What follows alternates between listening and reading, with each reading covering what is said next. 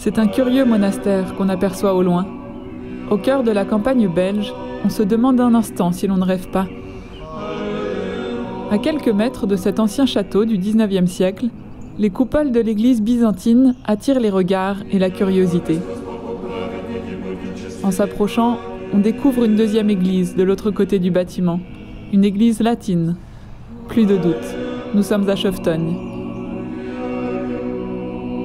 Ce monastère catholique bénédictin est voué à un travail d'unité entre chrétiens. Fondé en 1925 par Don Lambert Baudouin, c'est le fruit d'un combat de vie, après des siècles de division entre les chrétiens, et alors que le dialogue était dominé par la méfiance et la rivalité. Les nombreux visiteurs qui viennent ici peuvent assister à la cohabitation harmonieuse des liturgies catholiques. La liturgie de tradition occidentale, bien sûr, mais celles aussi de l'Orient, qui sont une fenêtre vers ce deuxième poumon de l'Église qu'est l'orthodoxie. Afin de mieux se connaître, se comprendre, s'aimer.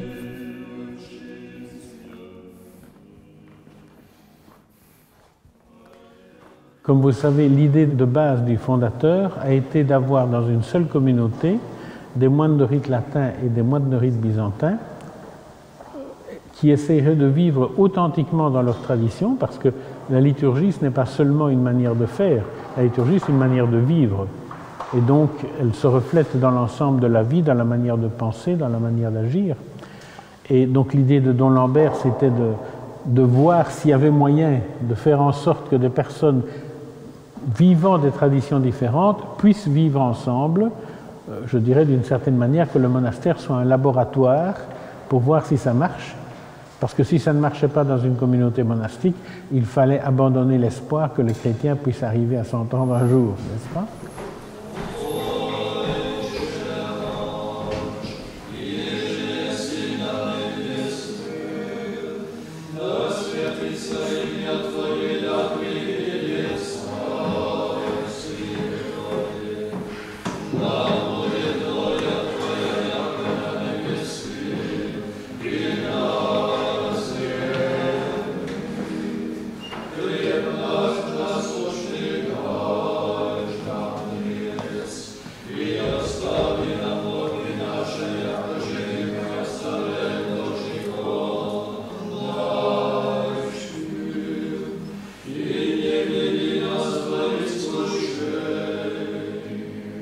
À côté de devenir vraiment moine, nous avons, si on veut dire, un but spécial, c'est de nous engager dans le communisme. Ça veut dire qu'on espère qu'un jour, il y a seulement une église, hein, l'église du Christ, et qu'il y a différentes, si on dit, emballages, rites, mais que l'essentiel, nous sommes un dans l'essentiel. Les moines sont de rite latin ou byzantin et célèbrent les offices quotidiens séparément. Ils se retrouvent régulièrement pour prier ensemble dans un rite ou l'autre, selon un calendrier établi donnant une préséance au rite byzantin. L'idée de Don Lambert Baudouin était justement que c'est par le monachisme qu'un dialogue pouvait avoir lieu entre l'Orient et l'Occident, parce que justement on vit finalement les mêmes valeurs, même si c'est dans des lieux différents et éventuellement d'une manière différente. Et donc au niveau des paroisses, il n'y avait pas une grande possibilité de dialogue. Le clergé n'était pas prêt du tout non plus, il faut bien se le dire. Alors qu'un monastère, des moines avaient, disons, pouvaient se dédier à ce travail et étudier l'Orient.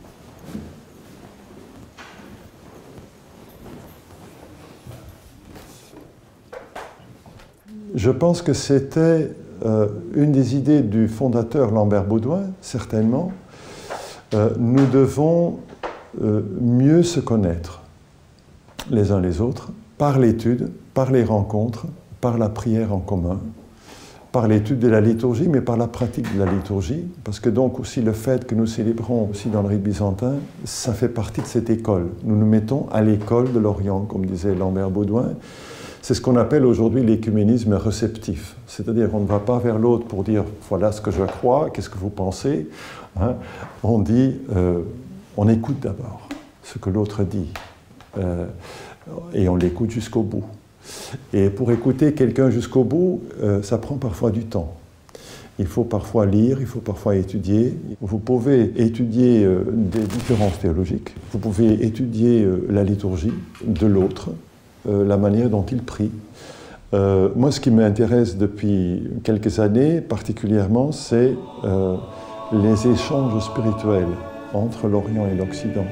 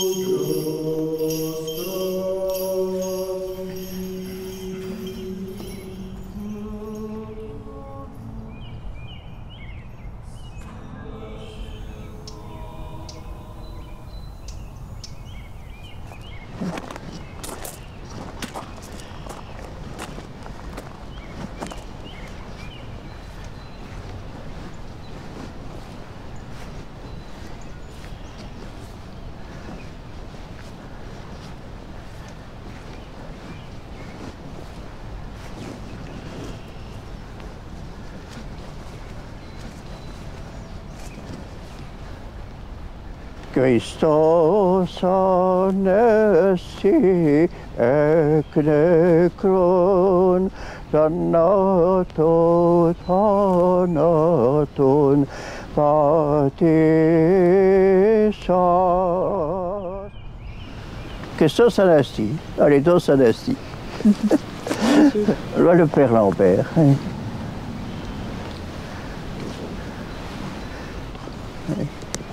Vous savez, on parle toujours des confrères qui sont morts, hein.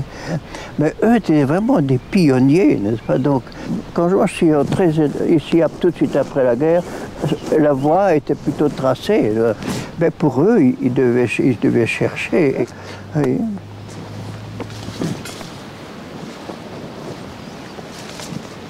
À l'origine du monastère de Chevetogne, il y a son fondateur, Don Lambert Baudouin. Ce prêtre, puis moine belge, s'est d'abord imposé comme pionnier du mouvement liturgique en Belgique et en France. C'est la découverte des richesses des autres églises et traditions chrétiennes qui le mène sur le chemin de l'aventure écuménique. Pendant la Première Guerre mondiale, c'est en Angleterre qu'il a découvert l'église anglicane. Une église avec une magnifique liturgie, éminemment biblique, une église beaucoup moins cléricalisée que la nôtre. Il a dit, mais voilà en chair et en os l'église à laquelle je veux que mon église tende. Après la guerre, le père Lambert est envoyé à Rome pour enseigner. C'est là-bas qu'il découvre le rite oriental au contact des émigrés russes. Il raconte qu'il est envoyé à Rome pour donner la théologie fondamentale. Donc c'était ce qui fonde la religion, et la religion au regard des autres religions. Donc tous les autres sont des hérétiques et des schismatiques. Il le dit lui-même qu'il rangeait. Et c'est justement le contact avec ces hérétiques et ces schismatiques qui vont le faire changer d'avis. Il a dit, mais encore plus que les anglicans, je trouve ici l'Église qui a la forme, qui a les réflexes vrais. Là, c'était encore la même réaction. Il est insupportable qu'on soit coupé de communion avec ce monde-là. Ils ont tant de choses à nous donner et probablement à recevoir de nous aussi. Se distinguant des discours ambiants de l'époque, qui prônaient un retour des schismatiques à l'Église catholique latine, le père Lambert, lui, défendait l'idée d'une unité dans la diversité. Par l'entièreté de son engagement et sa force de conviction, il parvint à fonder en 1925 son monastère à Hamay, qui pratique les 2 rites et qui deviendra le monastère de Chevetogne. Ici. Il manque encore la famille. Ça, voilà la chapelle byzantine avec l'iconostase de la crypte aujourd'hui. Tout ça était usage interne. C'était former les moines au rite byzantin pour qu'ils sachent ce que c'était. Ça n'avait pas de but extérieur.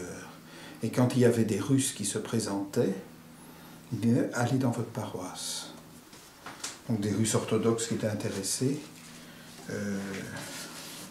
on leur disait de retourner dans leur paroisse, qu'on ne faisait rien. Dans le premier numéro de la revue du monastère, Irénicon, le message est clair. Pas de bienfaisance, pas de prosélytisme, pas d'impérialisme.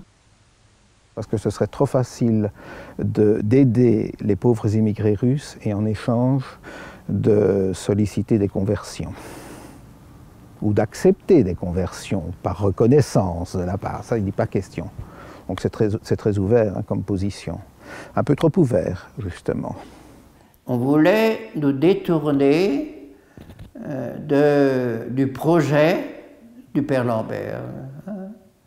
Et entre autres, on voulait faire de nous donc, des moines apostolats pour la Russie, par exemple.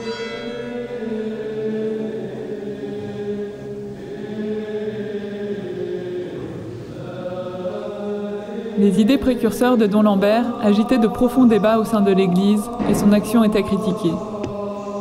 Pour limiter son influence, il fut exilé de Belgique en 1932 pour une durée indéterminée.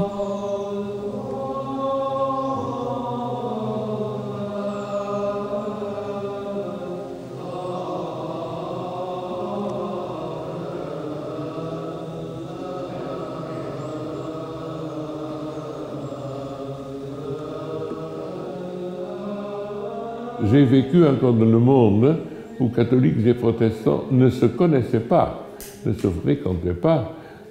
Aux Pays-Bas, qui est essentiellement un pays protestant, par exemple, il y avait les magasins catholiques et les magasins protestants. Et les écoles étaient tout à fait séparées. Il y avait les écoles catholiques et les écoles protestantes. C'était 2 mondes. Alors ça, c'est tout de même pas ce que le Seigneur nous demande de faire, je crois.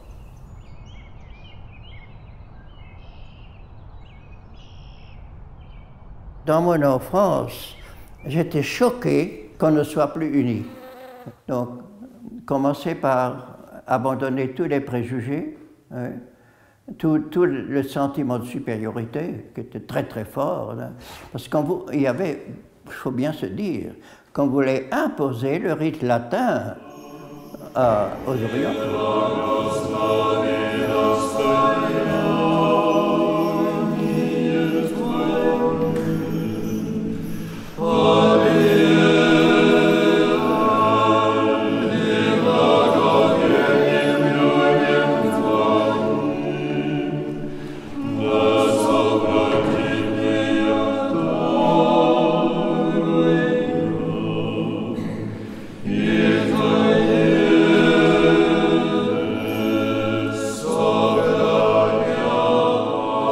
Je voyais les anglicans qui travaillaient avec les méthodistes, qui travaillaient avec les luthériens, qui travaillaient même avec les orthodoxes, et j'avais comme rêve de travailler comme eux, avec eux, et non pas en essayant de les convertir.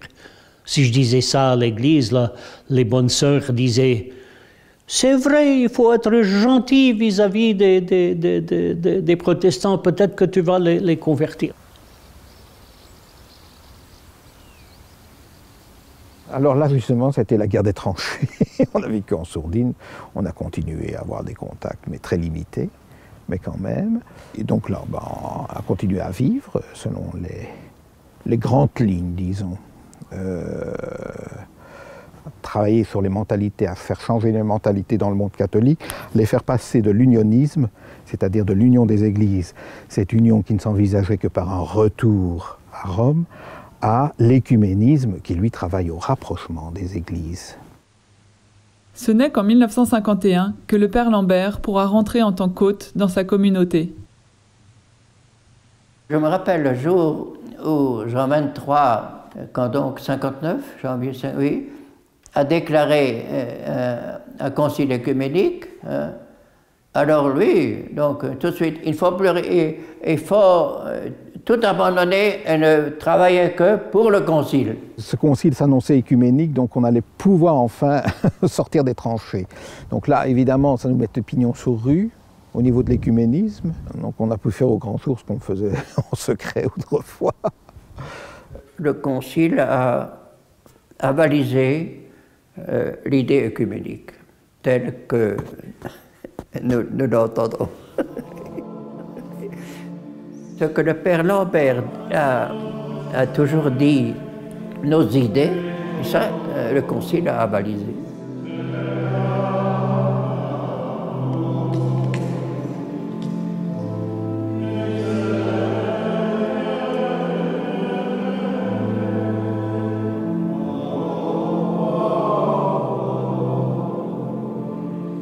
This idea that the churches can be united but not lose themselves and their identity, the way in which church unity and Christian unity can be more than just being the same, but we bring so many rich gifts to each other, so many different ways of being Christ's church. So I felt this here with the union of the two sides of the church here, obviously, the Latin and the Byzantine.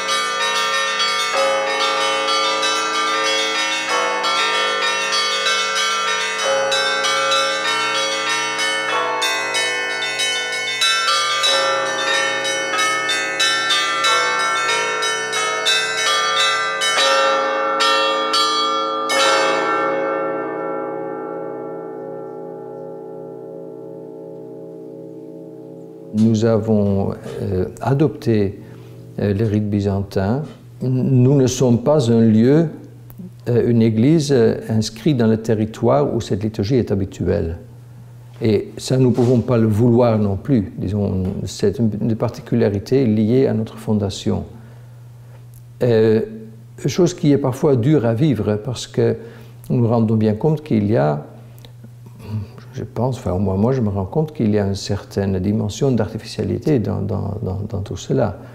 Pourquoi est-ce qu'on peut tout simplement pas voir que ça fonctionne? Regardez les gens qui viennent ici, de toutes les églises. Et alors je dis, grâce à Dieu, notre effort porte des fruits pour l'unité des églises. Et tant que Dieu veut s'en servir, demandons-lui de nous aider à continuer.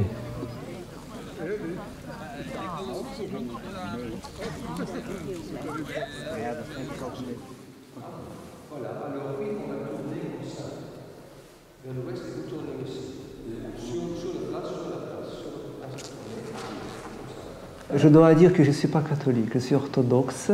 Je suis né en Russie, j'ai commencé ma vie religieuse en Russie, mais depuis 2003, j'ai commencé ma vie d'abord en France et voilà, maintenant en Belgique. J'étais envoyé il y a 5 ans pour être frère orthodoxe à Cheftogne. Vous savez, ça apporte plus de connaissances, plus de, comment dit-on, de compréhension et en tout cas, nous prions ensemble, c'est très important. Je peux contribuer les relations entre, par exemple, ma paroisse, le monastère de Cheftogne, des orthodoxes qui arrivent spécialement pour me voir. Vous savez, parce qu'on sait, comment dit-on, s'étonne qu'un orthodoxe qui habite à un monastère catholique, voilà, on arrive pour regarder, pour parler. C'est aussi très bien, je pense. Sauf une chose, je communie à ma paroisse à Bruxelles.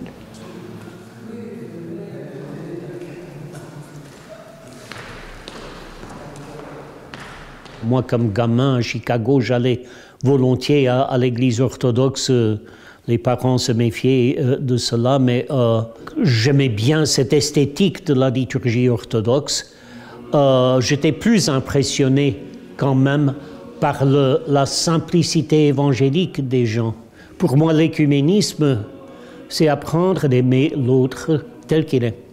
Voir ce que Dieu est en train de faire chez ces pentecôtistes et ces luthériens et ces réformés, etc., etc. Se réjouir avec eux de ce don que Dieu leur est en train de faire, de les aimer tels qu'ils sont. Et c'est en cela qu'on reconnaîtra que nous sommes ses disciples, c'est que nous ayons cet amour les uns pour les autres.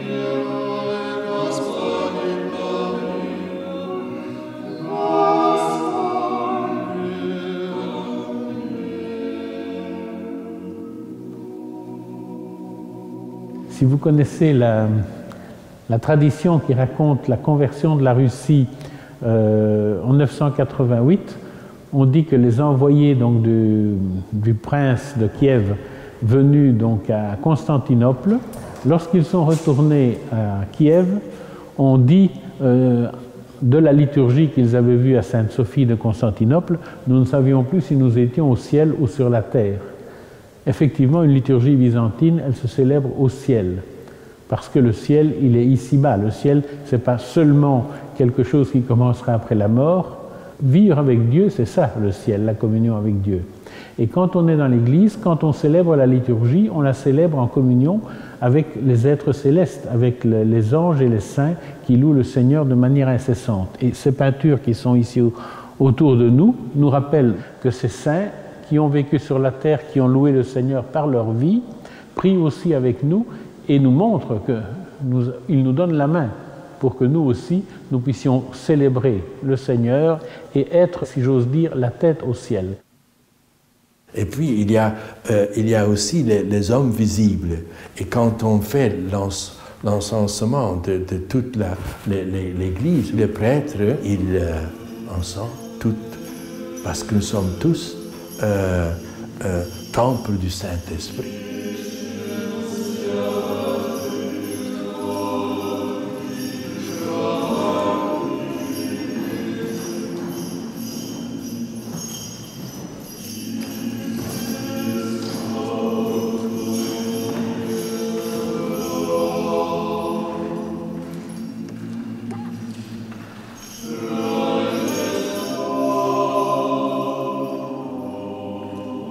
Il y a plus en nous que seulement quelque chose d'humain, il y a quelque chose de divin en nous.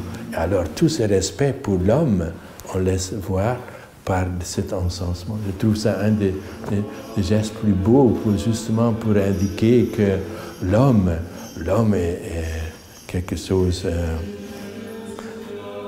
magnifique, incroyable, mais il est un peu malade.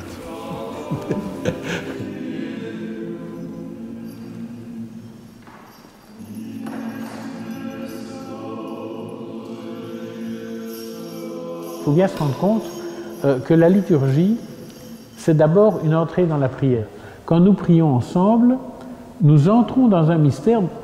Bon, on me dit souvent, mais les gens ne comprennent pas tous les mots que vous dites. Ah ben oui, c'est assez normal. Ils peuvent, il suffit qu'ils étudient, mais il est assez normal qu'il y ait une partie qu'on ne comprend pas, parce que notre relation à Dieu, nous ne la comprenons pas non plus. Et je dirais même, des relations entre deux personnes qui s'aiment, est-ce qu'elles arrivent à exprimer tout ce qu'elles pensent? Je ne crois pas. Il y a une part de mystère. Et donc, cette part de, entre guillemets, mystère, qui est préservée par l'iconostase, nous permet aussi d'entrer dans le mystère dans notre prière. La prière n'est pas d'abord quelque chose d'intellectuel, c'est quelque chose qui prend tout l'homme, tout l'être humain. Donc, bien sûr, aussi notre intellect, mais aussi notre cœur, nos sentiments et finalement notre silence.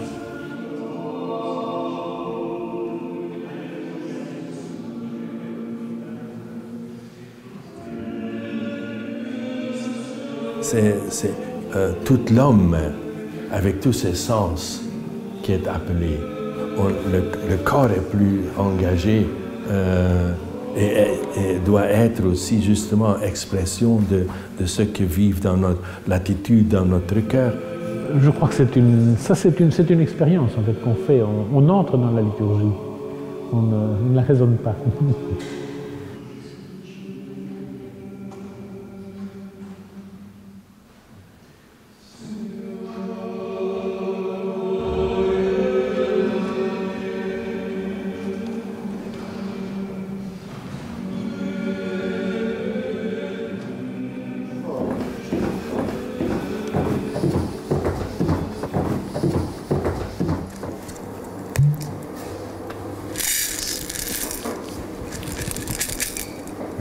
L'Occident appelle ça l'arbre à l'encens, qui pousse en Yémen et en Soudan. Le nôtre vient de Soudan. Vous voyez, ça c'est 2 récoltes d'un arbre. Étant donné que je veux une résine moins forte, pour ne pas trop influencer le parfum, on prend celui de l'automne. Vous voyez ?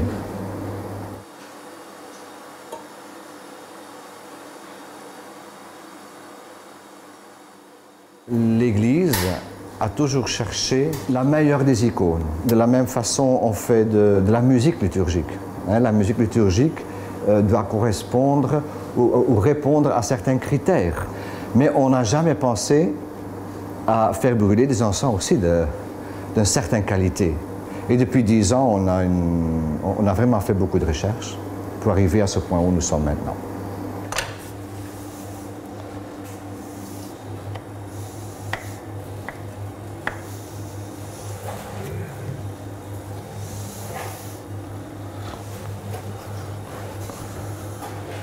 Comme les icônes nous apprennent comment regarder, la musique liturgique nous apprend comment écouter, je pense que les encens devraient nous apprendre comment sentir.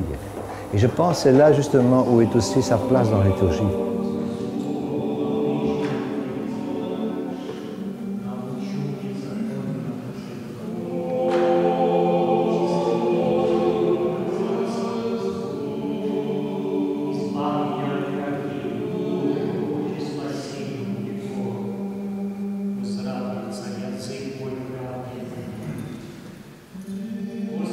L'Église a 2 faces en fait, et c'est le corps mystique du Christ, mais c'est aussi l'institution, les 2. Et pour moi, il est plus important de suivre, d'aimer le Christ. Je trouve ça malheureusement qu'on aime trop son Église et pas assez le Christ.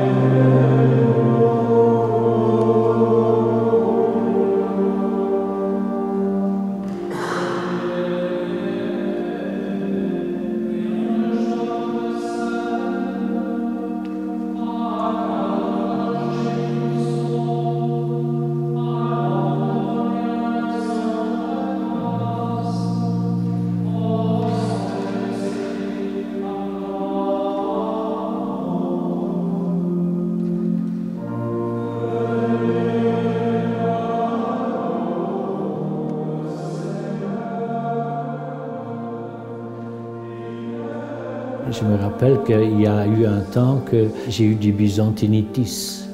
C'est une maladie, ça, hein? Arthritis et byzantinitis. Donc j'étais amoureux trop. Et donc je voulais être tout en rose. Et c'est passé parce que j'ai fini par comprendre qu'avant tout, il s'agit de rencontrer le Christ. Et le rite, c'est comme un cercle qu'on fait, des gestes, des mots qu'on fait dans l'espoir, dans la prière, dans l'attente que Dieu puisse y prendre lieu comme un acte. Et c'est ce qui importe. Et c'est cela ce qui m'a guéri du byzantinitis.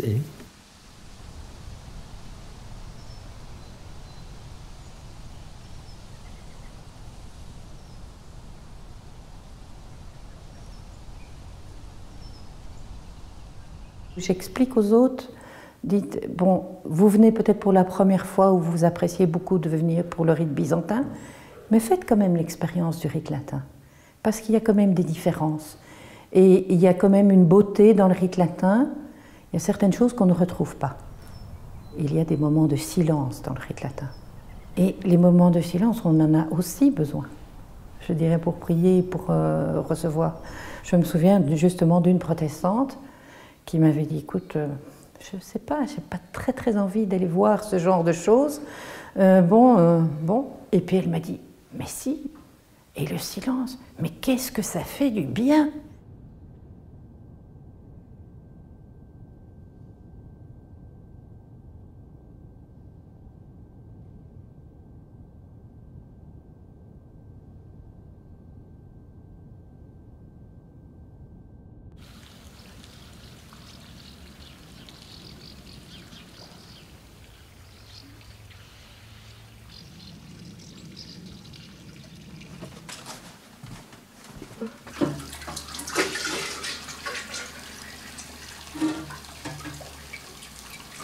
Prier et vivre selon deux traditions liturgiques différentes me semble pouvoir être vécu vraiment comme une très grande chance.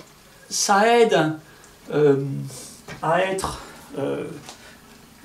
plus souple, si vous voulez, plus souple et à rejoindre, à mon avis, davantage l'essentiel. C'est-à-dire que lorsque vous avez des façons de prier qui ne sont pas les mêmes, ça vous pousse nécessairement à relativiser les formes dans lesquelles vous vous trouvez pour voir ce qu'il peut y avoir de commun quant au fond. Donc, de mon point de vue, on se relie plus facilement, me semble-t-il, à l'essentiel. Ce qui ne veut pas dire du tout que les formes, je dirais, n'aient pas d'importance ou soit accessoires. Parce que c'est ça l'autre richesse. Les formes, elles nous disent quelque chose, je dirais, du mystère que l'on n'avait pas forcément envisagé.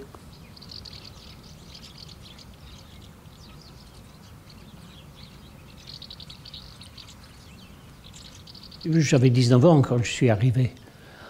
Et il fallait se signer comme ça et pas comme ça. Bon, ça ne me faisait pas problème, mais qu'il fallait tenir l'encensoir comme ça et pas comme ça. Et pour moi, ça a duré environ 2 ans d'un apprentissage difficile.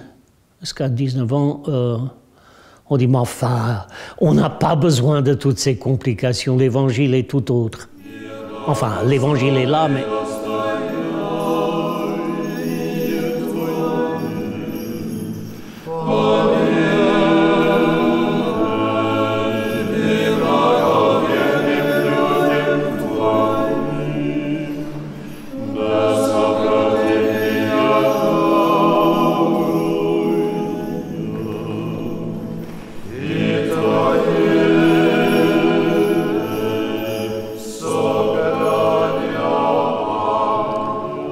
Et puis vient l'expérience de « Ah, finalement, j'ai pigé ». Ce qu'on a appris à connaître, finalement, ce n'était pas des choses, c'était Jésus-Christ, c'était un quelqu'un. C'était le même Jésus-Christ, mais alors dans des dimensions dont on ne soupçonnait même pas l'existence. Une profondeur, une largeur. On réapprend toute la foi chrétienne, mais autrement.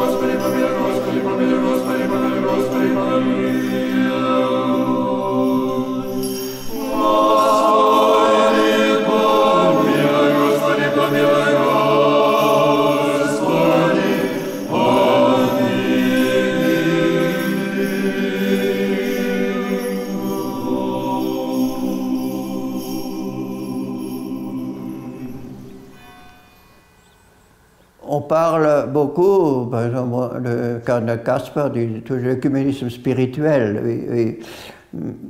Oui, c'est vrai, donc prier ensemble, etc., mais ça ne suffit pas, n'est-ce pas? Il y a donc tout le processus d'une vraie conversion de foi. Et vous voyez, ça c'est un élément très important chez le pape François.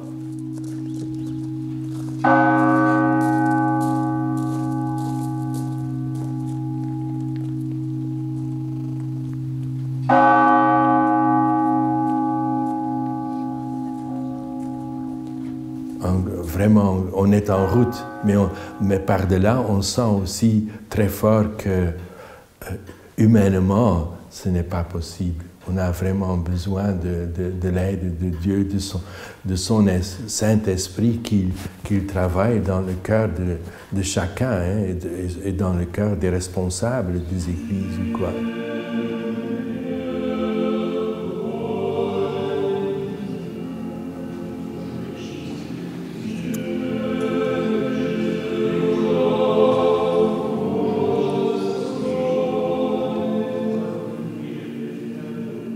Demander à Dieu de nous donner la grâce d'avoir son regard sur les hommes.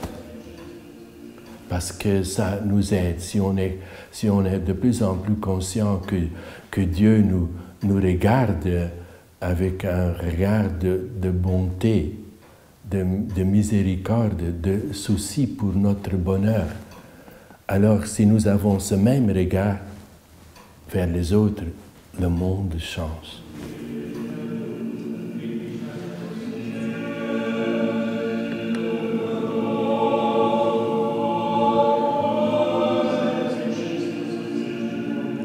On se rencontre très facilement et on se sent en communion quand on commence à parler des passions, quand on parle de l'affection pour la Vierge Marie, quand on parle du discernement, quand on parle du repentir, de la prière de Jésus, du vécu quoi, quand on parle d'éveil, la lutte et le bonheur que l'on trouve là-dedans. Et quand on parle de ça, on est en communion, il n'y a pas de problème. J'ai senti ça aussi quand on prie ensemble. Parfois, on sent une densité d'atmosphère qui se transmet par une chaleur que là, on se sent unis. Et je crois que c'est une base pour se retrouver et pour être déjà l'Église indivise.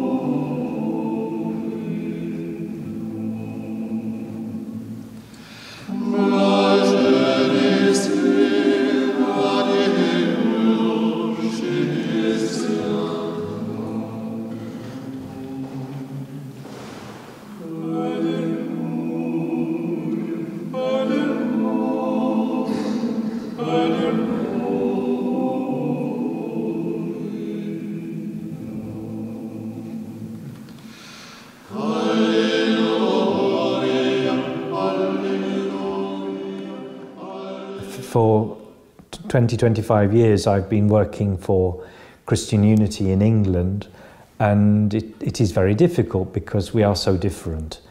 So a place like this has been an immense support to me, because I can say that I'm an oblate of the community here at Shevatonia, and it helps me in my conversations with my Orthodox friends, because they know about Shevatonia, because this provides some sacred and neutral space where Orthodox and Catholics can meet with respect, but also with integrity and truth and honesty.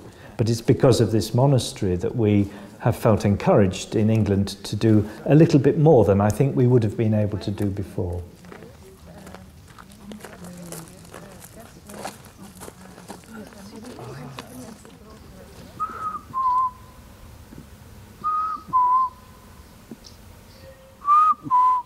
Venez.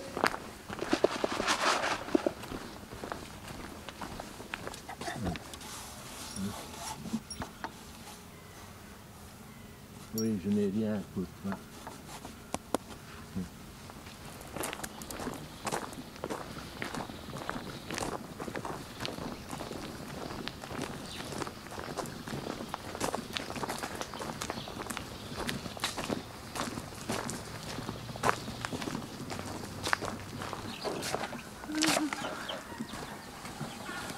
Et là, les toits, c'est beau, hein?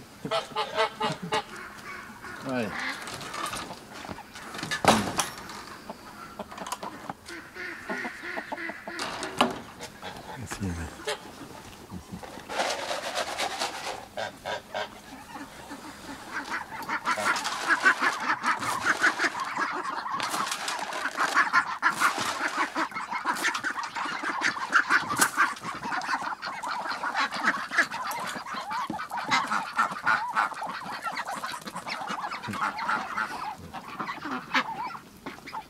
Je trouve important pour la nature, hein. On est l'homme, le monde, le cosmos, c'est les plantes, les animaux, c'est les hommes, tout ça ensemble. On ne peut pas imaginer le royaume de Dieu sans des abeilles, sans des canards, c'est pas possible. Tous afin de leur bout glorifier, mais ça va être beau, hein. Allez.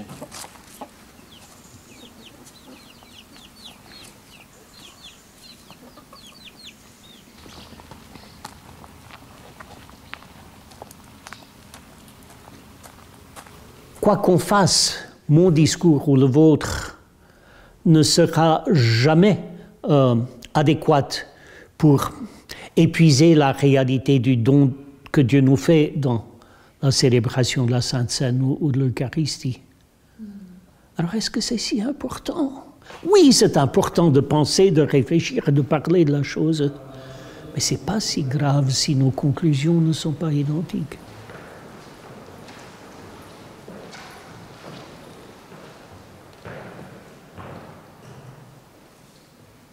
Salve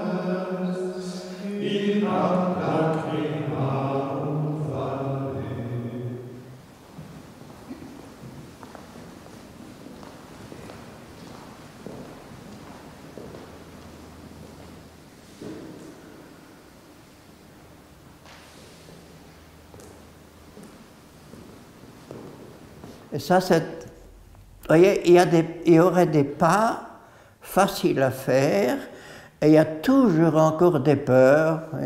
Oui, mais alors que diront les protestants? Oh oui, et puis alors l'Église de Grèce ne sera pas contente. Vous voyez, il manque encore d'audace. Et l'atmosphère des Actes des Apôtres, hein, l'audace.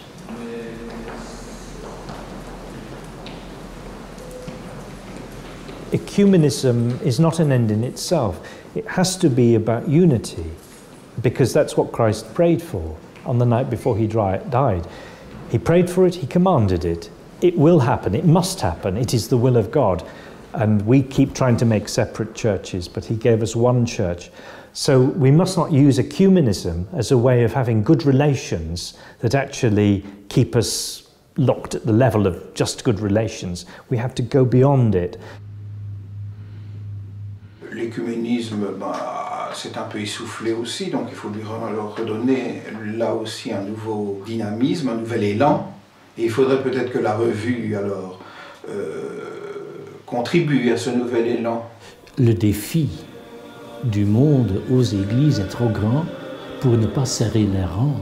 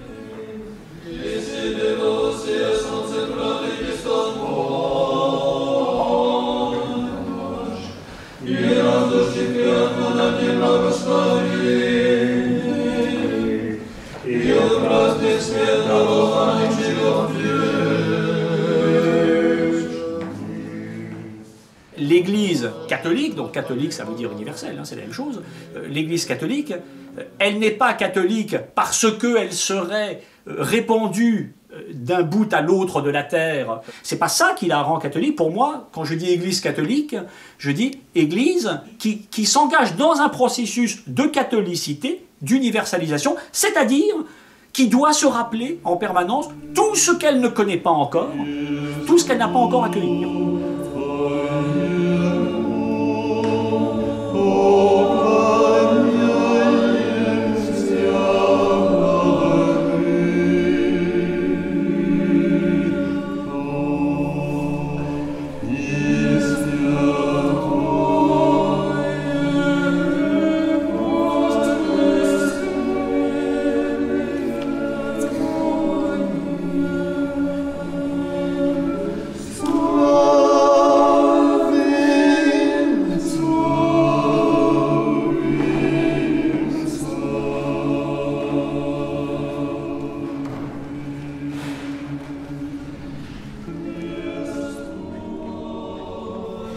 Je crois qu'il faut passer à un autre niveau maintenant. Je pense que le Père Lambert, il aurait été interreligieux avec Jean-Paul II. Parce que c'est ça qui est dans l'air du temps, l'interreligieux. Alors ça ne veut pas dire lâcher l'écuménisme, mais ça veut dire trouver l'interaction, l'articulation entre écuménisme et interreligieux. Et je pense que la confrontation à l'interreligieux, qui est de plus en plus forte, qui s'impose par tout ce qui s'est passé au cours des derniers mois notamment, permet de ressaisir l'écuménisme dans son intuition originelle, qui était quand même d'avoir un témoignage commun des chrétiens face aux non-chrétiens.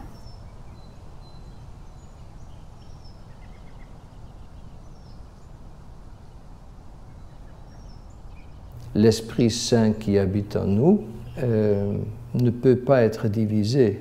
Ce cheminement de conversion personnelle qu'on exerce ensemble avec ses confrères, c'est là où une communauté peut se mettre au travail de l'unité entre les églises. Et une unité qui n'est pas d'abord l'unité entre les chrétiens, mais l'unité de l'homme avec la création. Penser que l'Église pourrait être une, tandis que nous sommes étrangers au monde, je pense que c'est une illusion.